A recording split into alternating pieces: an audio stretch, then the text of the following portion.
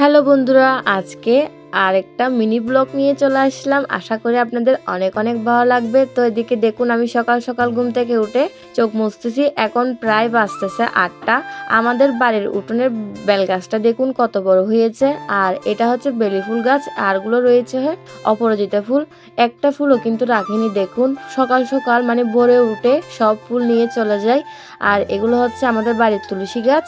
আর এটা হচ্ছে আমাদের বাড়ির উঠোন, মানে নিচের উঠোনটা অনেক বড়, কিন্তু একটু ঘাস হয়েছিল, তাই আপনাদের দাদা বিষ মেরে দিয়েছে, তাই এই অবস্থা হয়েছে। উঠোনে পরিষ্কার করে দিবে বলছে। আর সকাল সকাল ঘুম থেকে উঠে আমার থেকে এরকম করে একটু না বসলে কিন্তু হয় না, একটু বসে থাকতে হয়।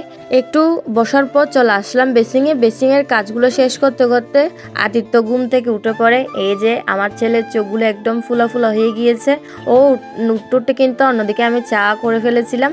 আমি কিন্তু আপনাদেরকে বলেছিলাম আমাদের বাড়িতে সকালে বন বা পাউরুটি হয়, মানে আমরা সকালে বন বা পাউরুটি দিয়ে কিন্তু চা খাই। আমার অনেক ভালো লাগে। আর আদিত্যকে খাওয়াচ্ছিলাম, আদিত্য তো অনেক অনেক পছন্দ করে। তো এদিকে আমিও খাচ্ছিলাম, ওকে খাওয়াচ্ছিলাম। অন্যদিকে কিন্তু রাজকেও দিয়েছি, রাজও খাচ্ছে। খাওয়ার পর চলে যেতে হবে আমার থেকে এখন কাপড় ধুতে। ও একটু ভিডিওতে কম আসতে চায়, তাই ওকে দেখালাম না, ও একটু লাজুক টাইপের।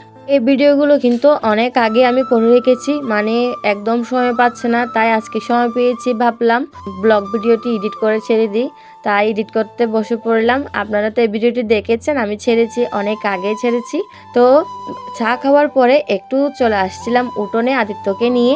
আদিত্য মাথা নাড়ার কারণ হচ্ছে অন্যদিকে গান বাজতেছে, তাই ও মাথা নাড়তেছে। আমি একটু মানে রোদ গায়ে লাগানোর জন্য এসেছি। আর এদিকে দেখুন আদিত্যকে একটু ছেড়ে দিয়েছি। আদিত্যকে উঠোনে ছাড়লেও এমন খুশি হয়, অনেক অনেক খুশি হয় কিন্তু। আর ওকে আমি বাবার কাছে দিয়ে, মানে তখন তো বাবা ছিল, বাবার কাছে দিয়ে চলে আসলাম কাপড় ধুতে। এটা হচ্ছে আমাদের বাড়ির মোটরটা এখানে বসানো হয়েছে। দেখুন অনেক অনেক কিন্তু কাপড় জমে গিয়েছে আমার কাছে। আজকে অনেক কাপড় ধুতে হবে, তো কাপড় ধুতে চলে আসলাম। আপনারা দাদা শুদ্ধ। অন্যদিকে কিন্তু আমি কতগুলো চনা ভিজিয়ে রেখেছি। আমাদের চট্টগ্রামের বাসায় এটাকে আমরা চনাই বলি। আমার কিন্তু সকাল সকাল রান্না বান্না হয়ে যায়। এর কারণ হচ্ছে আপনাদের দাদাকে তো মানে সকালে যাওয়ার সময় বাদ দিয়ে ফেলতে হয়, রাতে আমি রান্না করে ফেলতে হয় রাতে আমার থেকে। এদিকে রাত দেখুন, আমার বাপটা আসলে আমাকে অনেক অনেক সাহায্য করে, আমাকে একটু সাহায্য করতে এসেছে। এই যে কাপড়গুলো ভিজিয়ে তারপর হচ্ছে আমি একেবারে ধুয়ে চলে গেলাম উঠোনে। আর ও একটু ধোয়ার চেষ্টা করতেছে, আমি বকাও দিচ্ছি, কাপড় ভিজে যাচ্ছে।